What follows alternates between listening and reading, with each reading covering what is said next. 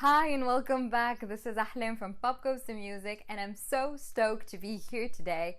Well, not in this room because I don't go out much these days, but here with you for our second episode of Chill Chat, a series of chill chats with incredible artists. Today is all about Rhys Lewis. He is a British singer-songwriter. He's 29 years old, originally from Oxford. He moved to London not exactly to become a singer, but ended up on that path anyway. He tells the whole story later on in the episode. For the past 3 years, before coronavirus, he toured a lot. Can I play a sad song? Is that alright? He notably opened for American singer-songwriter Julia Michaels. That's how I personally discovered his music. She had a show last year here in Paris and he was the opening act, and I was just struck by his talent. So it meant a lot to be able to have this chat with him. We talked about his new and first album called Things I Chose to Remember. We also talked about how he started out, about life, about anxiety towards what's happening around us, and of course about his new and upcoming music. Hope you enjoy. Goes to music.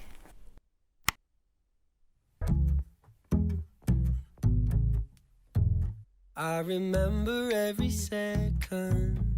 The album is finally out. It has been a long time coming. Yeah, a long time. It was weird because I feel like I don't know if you know this, but I actually wrote an album prior to this one that was, in my eyes, a debut. And through firing a manager and sort of a few other things, I ended up writing this album, which is my debut. But I did actually record a whole album of songs prior to this one. So it feels to me like my second album in a way, or I don't know. It's a very strange position to be in, kind of having written so much music for one, before your first record. But it's great to finally have an album out, and it's definitely changed me musically through writing it and discovering who I am as an artist, or certainly getting to a place of feeling like an artist. Because it takes a lot. For me, I came into music wanting to be a songwriter. It's taken me a while to feel like an artist, and I think through the process of writing an album, I started to feel more like an artist, which is a cool feeling to have, especially going on to album 2. I've been to New York City, seen the Brooklyn Bridge, felt the waves in Rio crash on my skin.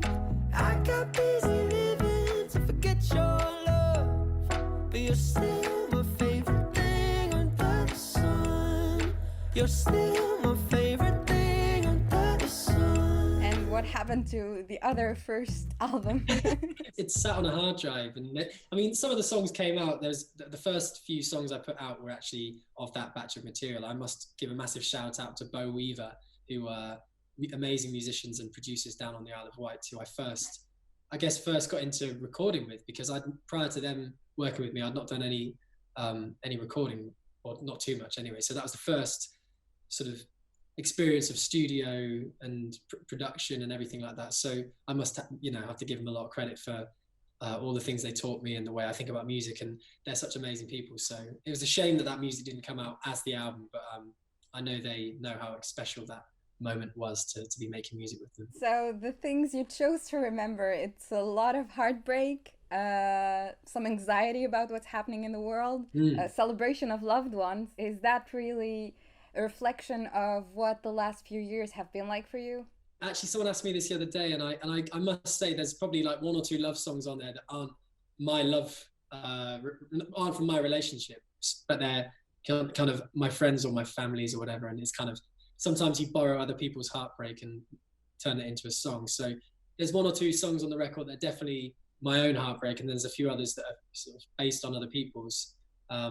So I probably sound like I've been through a lot of heartbreak in the last few years, and luckily for me, I haven't. I've had a few heartbreaks. But yeah, I think in general, all the other stuff, like, the anxiety about the future, and, touching on subjects of climate change and appreciation of family and friends and things, that's all been at the front of my mind for the last few years, especially dedicating so much time and energy to music. You sort of rob yourself of the time to spend with other people and loved ones. And I think that's something I really recognized during the writing and recording of the album, just how much I miss and sacrifice doing what I do. And it's obviously, I'm very lucky to be making music and all that, but there's definitely, you do give up a lot. And I think things like birthdays and family gatherings, and just being able to see your friends more.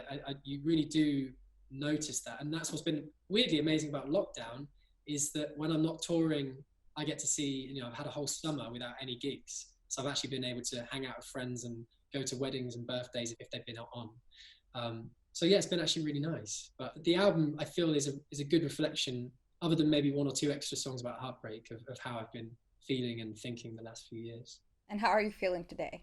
I feel really good, actually. I've been writing a song this morning that's very positive and hopeful. So I feel, it's always the thing, is if you're in a bad mood, just write a song about being in a good mood and it puts you in one.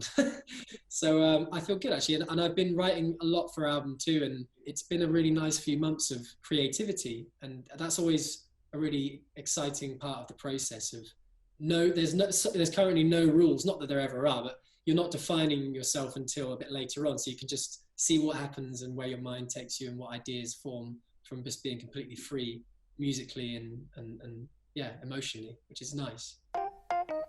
Some days I'm barely even holding on. Some days I feel like all my hope is gone. But you get me through, don't know what I'd do without you. Some days, some days, some days. And so you released your very first song officially in 2016, so that was really the beginning of it. But before that beginning, there was another beginning. How did you end up releasing that first song? Yeah, it was a strange sort of road to getting my music out, actually, because as I said earlier, I actually got into songwriting as opposed to being an artist. I wanted to be writing songs for other people. So I actually moved to London to study music, and I did a course in, well, music and songwriting. And my ambition was to just get into a point where other artists would come to work with me as a songwriter, or I could go into other rooms and write for other people, because I didn't consider myself a strong enough singer or really a performer at that point. So I just thought, I love writing songs, but I'm not really, and I also just found out when I was about 18 about all of these, like Max Martin, for example. I read a book about Max Martin. I thought, hang on, there's a whole career and there's people behind these songs that you never hear of and just do this amazing job. And I thought, that sounds amazing.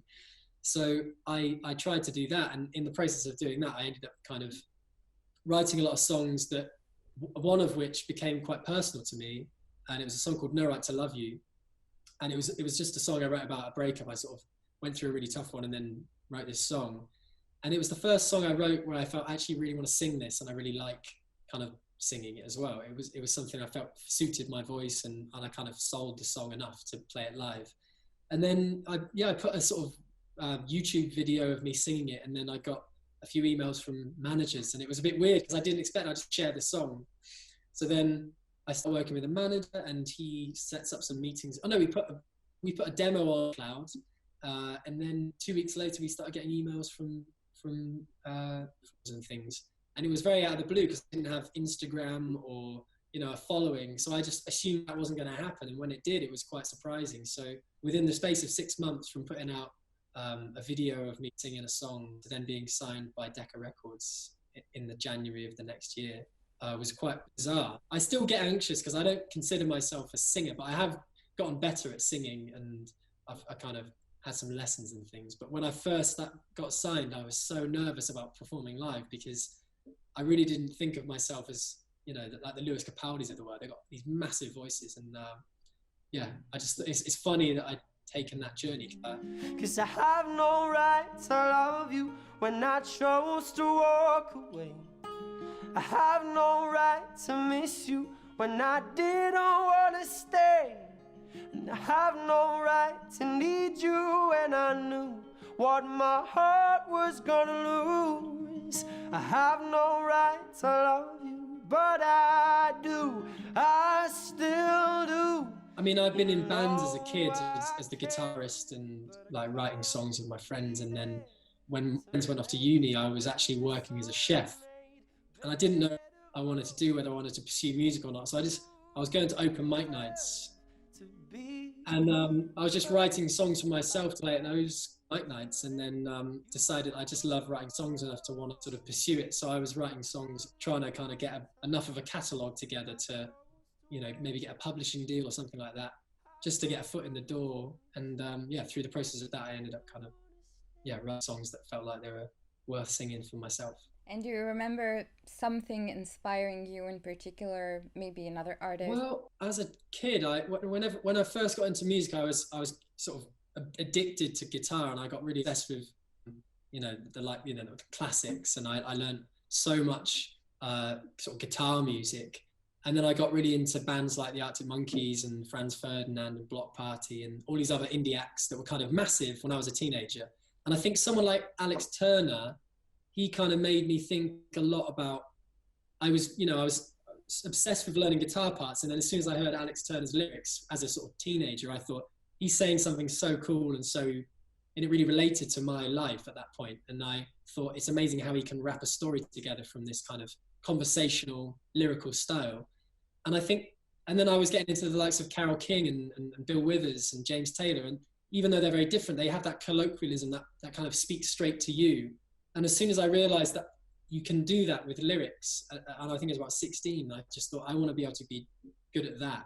And so I went from being a guitarist to trying to make songs and write lyrics. And I think from writing lyrics and realizing that I could express myself and perhaps sum something up that other people could also relate to and find some kind of, I don't know, support from, that felt really powerful. And so writing something like No Right to Love You and realizing that it had expressed the way I was feeling and how I'd expressed it kind of helped other people in that situation was a really, I don't know, it was just a really kind of defining moment for me to realize that that was something that I really enjoyed and was a very powerful thing to experience. And so since that point, I think I've been wanting that from my songs and kind of wanting to relate how I feel to other people in the hope that it can be, as when you listen to other people, when you listen to Adele, you hear someone like you, it's like, it just hits you, all the classic songs, Lean on Me, and you've got a friend, like, there's all of these songs that they speak through generations to you. And I don't think I've achieved it, but I love to know that a part of some of what I write has a little bit of that essence in it, and I'll constantly be pursuing that feeling. So that's kind of what inspired me, and I think what keeps me going. You mentioned Lean on Me in your song, for example. Good People reminds me of Lean on Me in the intro and the piano hook.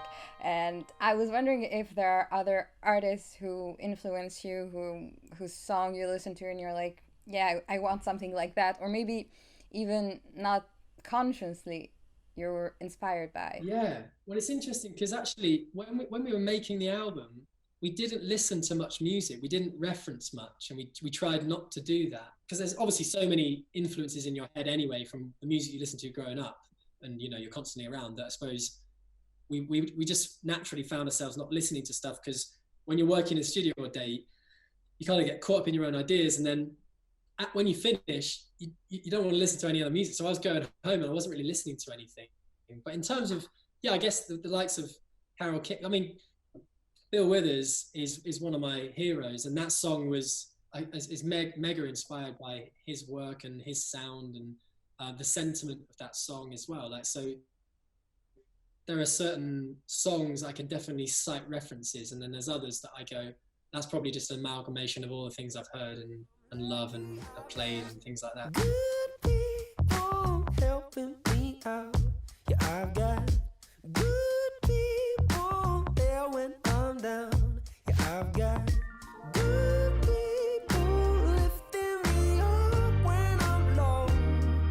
I'm lucky, I know. Good people. Most of your career, you have been touring almost nonstop, I feel like, when I look at your Instagram.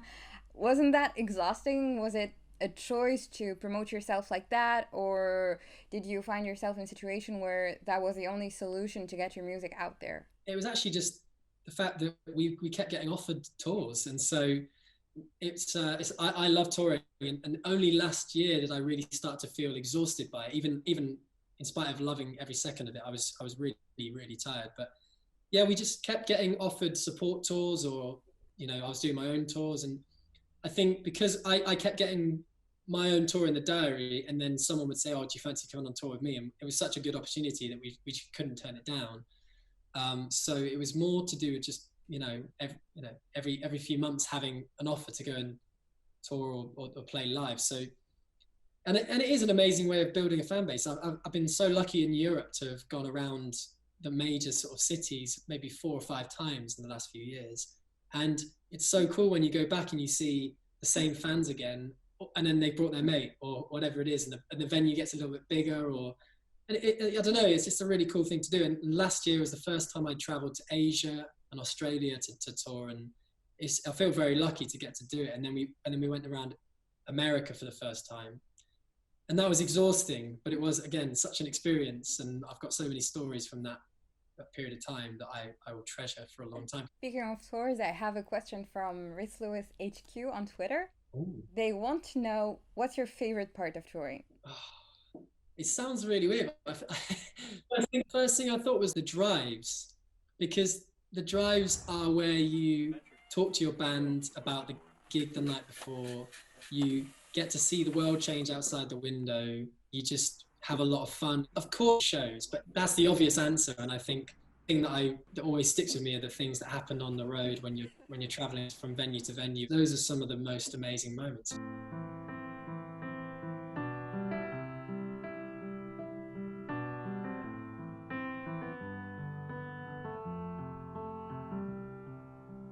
I don't read the headlines, and I don't watch the news, 'cause I lose faith in something every time I do. And with album number 2, do you think you will be talking more about subjects like climate change, politics? Do you feel a certain obligation to do that? I do. I think the obligation I feel isn't as strong as the personal anxiety I feel. So there's obviously an obligation. I think it's necessary to be opening up a conversation about these things. But I personally, those are the things that are on my mind anyway, so I want to write about them.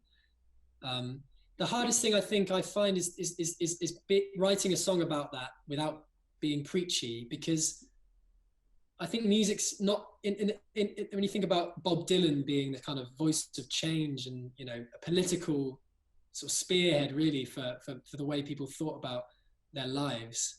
And these days we don't necessarily have I don't think we have big artists that are kind of doing that with their music. They might be doing it outside of music, but I think music's not the same vehicle that it was for kind of carrying that conversation.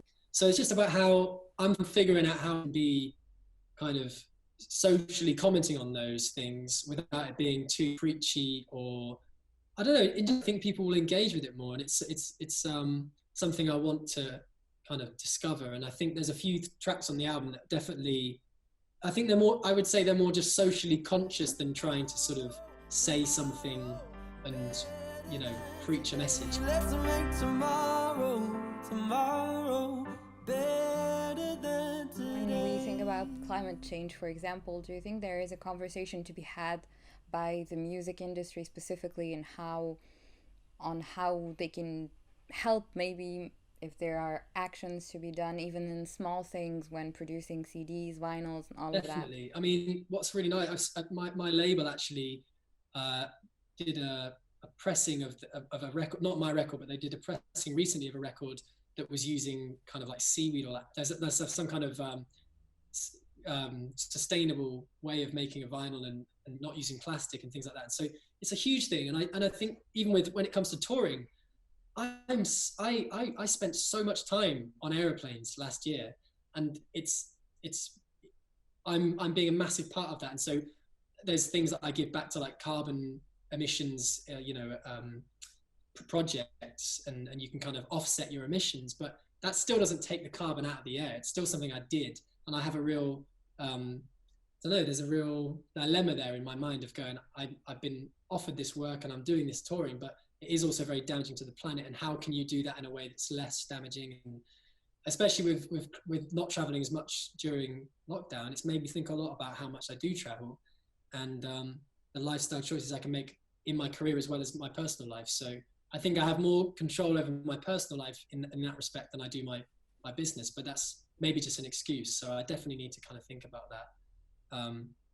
So yeah, there's lots of things, and it's the only thing I'm worried about is that, not worried about, but there's so much to be talking about besides climate change at the minute, that I think it's sad that that is maybe second or third on our list, or maybe even lower down on a lot of people's lists. So it's just an interesting, there's so much to be worried about. That's what's a bit, but there's so much to be positive about as well. I don't want to sound like a pessimist, but yeah, there are lots of issues in the world. And so climate change is one of them.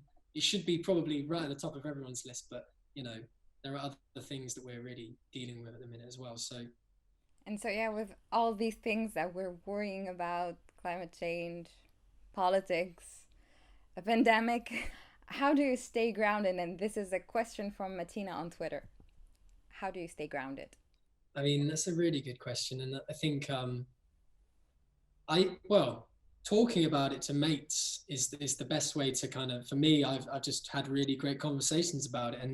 And I've also, as well as focusing on the things that are really troubling at the minute, I spoke to an Uber driver yesterday about how he was looking at the positives and saying, here's how I've reconnected with certain things in my life. Here's how I think about my work now and my life outside of what I do. And there are positives to come from this period of time. And I think that's a way to sort of stay mentally grounded and positive and appreciative, is just when you put things in perspective. And I think things like this kind of period of our lives has really focused our perspectives on things that really matter. And I think that's one way of staying grounded for me, is knowing I really, really, really appreciate my family and my friends and the fact that I get to do what I do.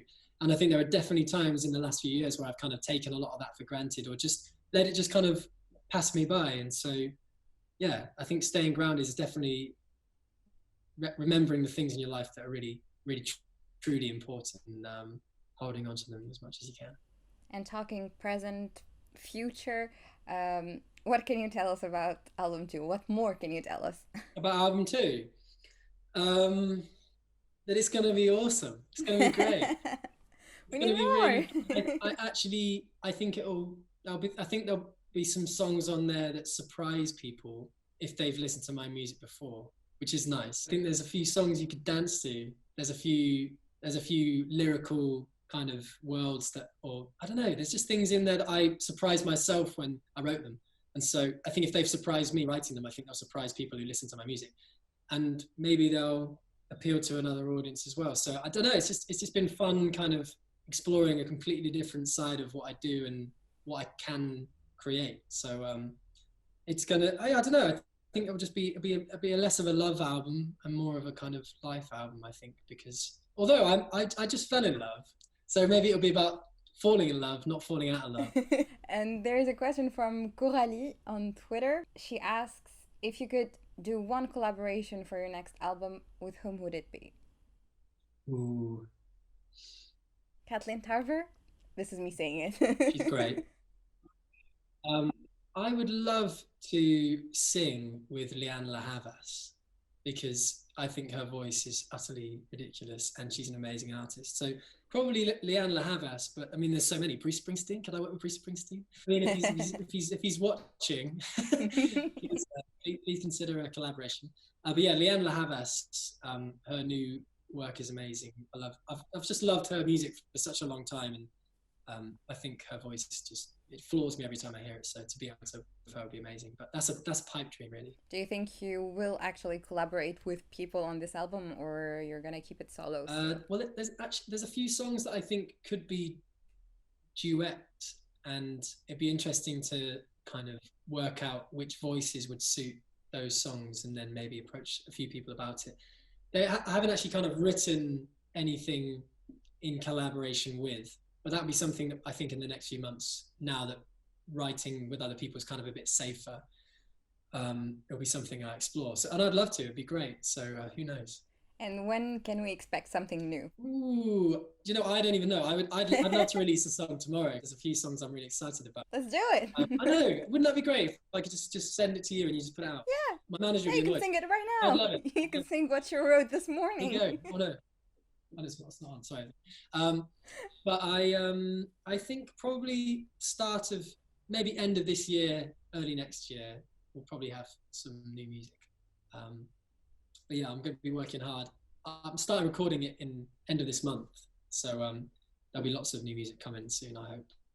Thank you so much for watching. If you enjoyed this video, please make sure to like, comment, subscribe to our channel, send this link to your friends, family, and follow us on social media. We're on Facebook, Instagram, Twitter, and we'll be coming back with more content with Reese Lewis next week on our website, so keep your eyes peeled for that. I'll leave all the links down below. Thank you so much. Please, if you have a moment, show us some support, show us some love. That's what helps us keep going. And thank you so much to Reese Lewis for his time. And yeah, I'll just see you soon, hopefully. Bye.